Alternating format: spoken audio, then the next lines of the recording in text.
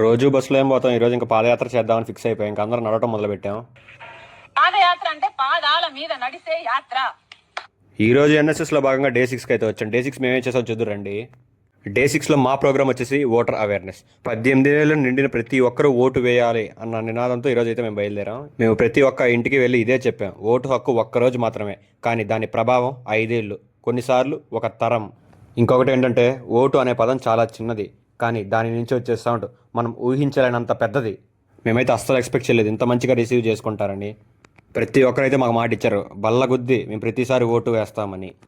ఇక చూస్తూ చూస్తూనే లంచ్ టైం అయితే అయిపోయింది. ఇక మంచిగా అందరికైతే లంచ్ అయితే ప్రొవైడ్ చేశారు మా సారు. అందరూ రౌండ్ టేబుల్ సీటింగ్ చేసుకొని అలా మాట్లాడుకుంటూ సరదాగా తినేసాము. ఇక మంచిగా లంచ్ కంప్లీట్ చేసుకున్న మేము మా అక్కనే మా చైర్మన్ రతేష్ సార్ గారు ఇల్లుంటే చూడటానికి అయితే వెళ్ళాము. నిజంగా ఆయన ఇంత చిన్న ఇంట్లో నుంచి అంత ఎత్తుకెదిగారంటే రియల్లీ హ్యాట్స్ ఆఫ్ అసలు. ఇక ఈవినింగ్ కూడా మరికొంతమందితో ఇంటరాక్ట్ అయితే అయ్యాము. వాళ్ళైతే మమ్మల్ని మంచిగా రిసీవ్ చేసుకున్నారు. ప్రతి మాట చెప్పింది జాగ్రత్తగా విన్నారు. అలా ఇంటరాక్ట్ అవుతున్న ఈవినింగ్ అయితే అయిపోయింది. ఇంకా మంచిగా మాకైతే స్నాక్స్ అయితే ప్రొవైడ్ చేశారు. అందరూ అసలు ఎగబడుతున్నారు స్నాక్స్కి, బాగా ఆకలితో ఉన్నట్టున్నారు.